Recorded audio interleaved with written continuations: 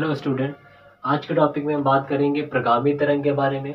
तो प्रगामी का मतलब होता है गमन करने वाला, या इसको हम कह सकते हैं जाने वाला।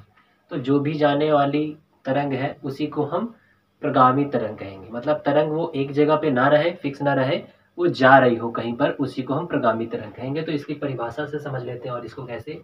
तो ये जो है ये माध्यम में एक नियत वेग से, तो माध्यम का मतलब मान लीजिए हवा है, ठीक है। तो हवा में एक फिक्स जो है स्पीड से ये चल रही है, ठीक है, नियत वेग से आगे बढ़ती हैं।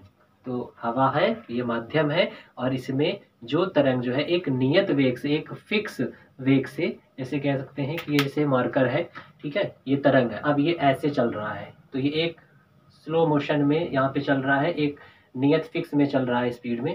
अब ऐसा नहीं कि कभी तेज कभी स्लो, हाँ, कभी फास्ट, बिल्कुल एक नियत वेग पे एक धीमी गति से यहाँ पे चल रहा है। या अगर तेज ही चल रहा है तो एक नियत स्पीड से चल रहा है। ऐसे नहीं कभी तेज गया कभी धीरे चलने लगा, कभी तेज तेज चलने लगा कभी धीरे।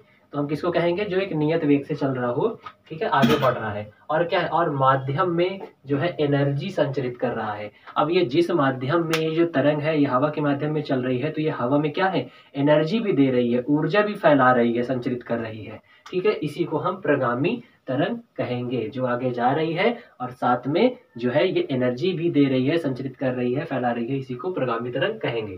अब इसको एक दूसरा भी नाम दिया गया है, यात्रा तरंग।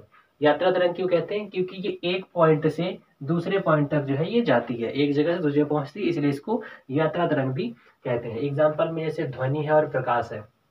तो जैसे सूरज से सुबह जब सूरज निकलता है तो उसकी किरणें जो है फोटान बंडल के रूप में उसमें एनर्जी स्टोर रहती है, और वही पार्टिकल जो है तरंग जो है वो आ रहे होते हैं। तो और वो उसकी एक नियत स्पीड है, ठीक है। ऐसा नहीं कि किसी दिन वो बहुत ज़्यादा स्पीड से आ रहा हो धरती पर, किसी दिन स्लो आ रहा हो, तो वो एक उसका एक नियत जो है दर होती है।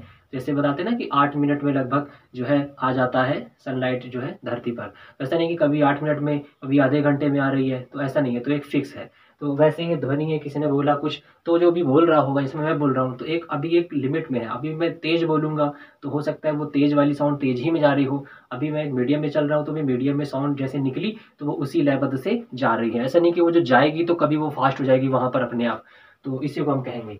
अब इसको हम एक दूसरी परिभाषा से भी समझ लेते हैं, अगर आपको ये इजी लगे तो इससे आप याद कर लीजिएगा कि जब माध्यम में कोई विक्षोभ, विक्षोभ का मतलब होता है डिस्टरबेंस, ठीक है, बिना रूप बदले। जैसे हम सूरज की बात करते हैं तो सूरज की किरण निकली, अब जो है पहले हवा थी तो माध्यम है वहां पर और बाद में भी रहेगी। तो अब सुबह सुबह जब निकल रहा है तो उसकी किरणें जो फोटान के रूप में जो पार्टिकल जो निकल रहे हैं तरंग जो क्या है वो एक विक्षोभ, एक डिस्टरबेंस पैदा करेंगे। कहाँ? हवा वाले माध्यम में, ठीक है।